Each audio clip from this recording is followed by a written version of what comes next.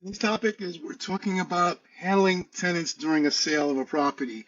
Our special guests today, I'm going to let them introduce themselves, Dean, and we also have Chris Gottlieb. Chris Gottlieb from Bora Goldstein. All right, and I'm Evantz Saint-Gerard, your real estate agent here with Dean. We're at Team N.W.E. We work in Queens, Brooklyn, Bronx, pretty much all over New York. If you're looking to sell, buy, or invest, that's what we do. All right, so Chris, the topic is basically handling tenants during a sale. How do you maintain tenant cooperation during a property showing? I mean, on our real estate side, basically, we kind of have an idea what we're doing, but we want to make sure that we're covered, basically, so that's why we seek legal advice from you. What should we be doing, basically, when we're dealing with tenants and showings? Well, you probably want to give them notice that you need access and send that letter asking them to contact you and set that up. At least 48 hours notice. 24 hours notice is for emergencies. So that's for the showing. If you need them to leave, you probably want to start that 30 or 60 or 90-day notice of termination, but still talk to them and tell them you're just protecting your rights. If they don't leave after the notice of termination, then you can start the case, or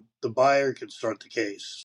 Like money, cash for keys, it's not illegal. Yeah, it's completely allowed. You just want to make sure you're not harassing the tenant, and there's specific laws. You should get an attorney to coordinate the buyout and to try to start the communication. Okay. And you should not give the money to the tenant until they actually allow you to do the walkthrough and they're handing you the keys. Don't give them the money beforehand, because whatever they sign beforehand, if they're not leaving, it's not enforceable. The only way to actually evict someone is through a marshal warrant of eviction, and the only way to get that is to go to court. So with the money, though, sometimes I'm thinking, though, sometimes the tenants, there's willingness and ability to leave. It's that, sometimes they're willing to leave, but they want a little money because they just do. And then other times they don't have the ability to pay, let's say the new rent or the deposit, the first month, the security deposit and stuff like that, their ability to pay. So do you ever have you ever heard of splitting up the money? Does that make any sense to do? Like giving, Yeah, because they need a security deposit. right, Yeah, some down payment.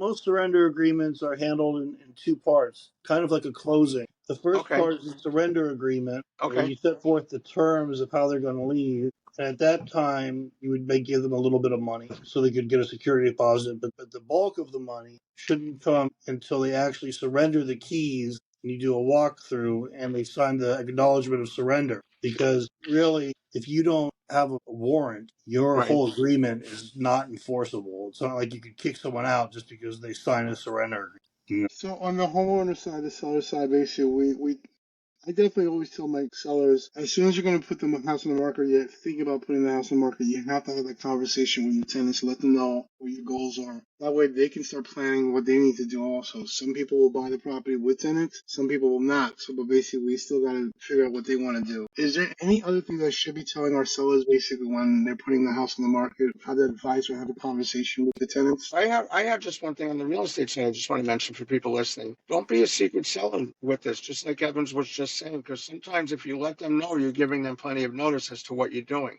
There's really no way to show your home, have open houses, have inspectors come over and stuff like that without the tenant knowing what's going on. And failure to notify them, just as a person, they just might get, upset. That why didn't you tell me this up front? Why do I have to find out instead of you telling me and giving me ample notice, ample time? So just from a respect point of view, I think the landlord should also respect. You know what I mean? Just treat properly the tenants and not be so concerned that, if I tell them I'm moving, they're not going to pay me. Because I hear that all the time. And, that's the double-edged sword, because then they just might not pay you because you didn't tell them. So my suggestion as a real estate professional would be to always be straight up with everybody, including your tenants in this case. Chris, what's your take? Well, you have no legal requirement to tell them that you're selling. However, yeah, people wouldn't react well if you're trying to hide it. That's a business decision. That's about Okay. handling people. As far as a requirement, you don't have to do that. You probably should, but you don't have to. Just to make your life easier, follow what Dean said, follow what Chris said. Be a human being, let the people know what your plans are, so that way you don't have more stress later on. Because if you're not telling them, they're not going to move, they're not going to cooperate. If you tell them with advance notice, they will cooperate. This is a touchy topic, so basically, there's a lot we can go delve into, but the time that we're recording this is Friday night, so we all got other things that we got to do, but we want to make sure that we get this information to you as soon as possible. So, Chris, final words. How can people reach you if they have questions about evictions, landlords, tenant issues? Sure. That's my direct office line. My cell is our email is cgottlieb@boragoldstein.com. And Dean Graber, where can they find you, and what's our website? Always on my phone, just like I am right now. 5 can call or text me anytime. Our website is and my home sales. And I'm Evan And St. you, Gerard. Evans. I'm Evan Saint-Gerard, your real estate agent. I work with Dean. We're business partners at Team N.W.E here in Queens, but we also work in Brooklyn, the Bronx, Long Island. I said on or in Long Island. I know I'm going to get hate mail for that one. On Long Island. There we go. On Long Island. So On Long Island. you can find me Queens. Our office line is 718. And I'm going to ask one last question. It has nothing to do with any of these things, but I'm going to ask source questions. All right. Uh-oh. Chris, Mets Uh-oh. or Yankees? Well, I live in Brooklyn now, so I'm all about the Mets. I'm kind of I liked you until you said that answer.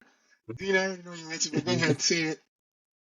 I live and work in Brooklyn. Dean? Well, I'm a New Yorker, so of course I'm for the Mets. My answer, and my answer is, Would have never known. yeah, I know, you would have never guessed that. All right, hockey. Hockey. There is only one. Rangers. Rangers, oh. Islanders. Surprise. I'm surprised, Chris. That's We'll the see last you game next. I've been- We'll see you second round. First round, it's all Islanders. All right. You mentioned that you're in Brooklyn, so I'm assuming it's the Nets, basically basketball for you. I don't really follow basketball. Shocked. Yeah. All right, Okay, next. Nets. All right, Why let's not? go Nets. All right, Dean. I tried to like the Nets because I'm from Long Island and I used to be from Long Island years ago, but it's the Knicks. For me, it's the Knicks, without a doubt. My last. So we're just going to do this till we're in agreement on something, probably. right? All right, so last question. It's Friday night. You're done with work. You're getting ready for the weekend. Chris, what do you like to do for fun or basically just to relax? I relax. I hang out with my son. Good answer. Good answer.